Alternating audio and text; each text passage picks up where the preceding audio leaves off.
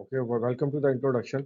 Today, basically, we will discuss in the topic of introduction to HSE, the key components of HSE, health, safety, and environment. For HSE practitioner, it is very important to have good understanding of these components and their scope, so you can play your part effectively in implementing HSE in your organization or wherever you work. So let's move forward and understand what they are. Okay, now let's look at the component occupational health discipline. So basically, in let's define it first. It is the process of prevention, diagnosis, and treatment of the work-related illnesses, diseases, or disabilities, as well as the promotion of the health, well-being, and productivity among the workers. Or simply saying that physical, mental, and social well-being of workers at workplace. So in this discipline, in the occupational health discipline, we are making sure that all of our workforce or relevant persons to the business are not impacted, their health is not impacted by any undertaking or activity of our work environment or workplace or organization.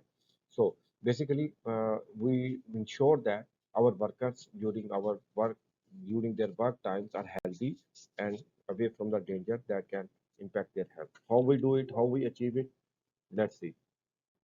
So to protect our health of our workers, we need to identify all the health related hazards existing in our organization. Then we do the risk assessment process in which we evaluate the associated risk, and then we find out the level of impact that can be on the health of the workers.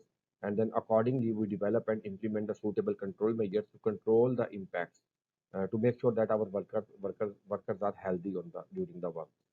We can do the medical surveillance, especially for those workers who are exposing to the hazardous activities which can impact their health, like high noise areas, chemical exposures like this. So we can do their medical checkups to check any respiratory or other issues or their audiometry test for to ensure that their hearing is not impacted. Then we can provide the hygiene and sanitation facilities to make sure that any those workers who are exposing to the hazardous activities have the immediately hygienic conditions to make sure that they are neat and clean and they avoid any harmful impact.